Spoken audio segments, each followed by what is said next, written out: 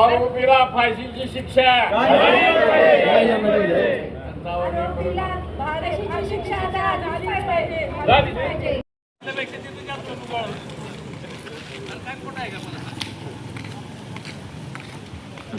एक एक नको.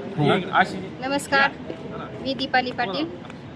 आपल्या ब्राह्मण समाजाच्या वतीनं आम्ही आता जिल्हाधिकारी साहेबांना निवेदन दिलेलं आहे. या निवेदनात आम्ही असं म्हटलेलं आहे की नरसापूरमध्ये झालेली जी अमानुष घटना आहे, या घटनेतील जो आरोपी आहे त्या आरोपीला मरेपर्यंत मृत्यूदंडाची शिक्षा म्हणजे फाशीच झाली पाहिजे. आपण समाजात पाहतो की अशा विकृत घटनांची संख्या वाढलेली आहे.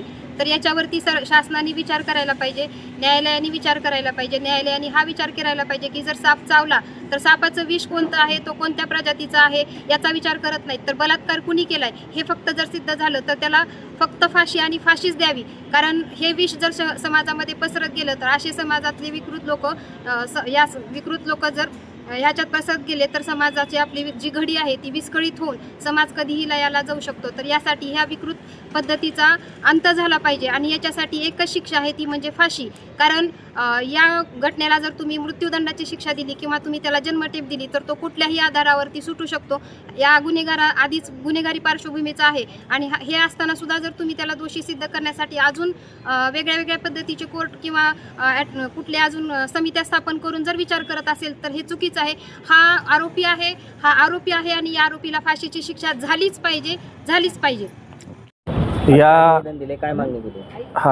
या महाराष्ट्रामध्ये अशा प्रकारच्या घटना या वारंवार होत आहेत. खरं तर गृहमंत्र्यांनी याकडे जातीने लक्ष घालणं हे खूप गरजेचं आहे.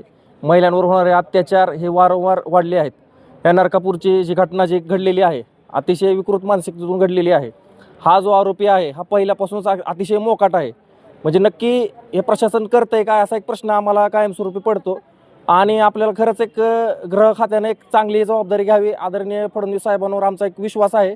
त्यांनी लवकरात लवकर या प्रकरणाकडे लक्ष घालावं आणि या प्रकरणासोबतच असे एक कठोर कायदा, शक्ती कायद्यासारखा एक कायदा महाराष्ट्रामध्ये लागू करणं खूप गरजेचं आहे. कारण की सारखं वारंवार अशा प्रकारच्या घटना घडत आहेत. याला कुठंतरी आळा घालणं गरजेचं आहे. ही विकृत मानसिकता आपल्या महाराष्ट्रात देशात ही वाढलेली आहे.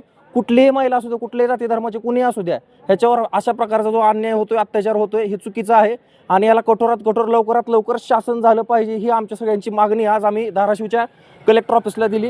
ही मागणी पूर्ण करावी अशी आमची इच्छा आहे.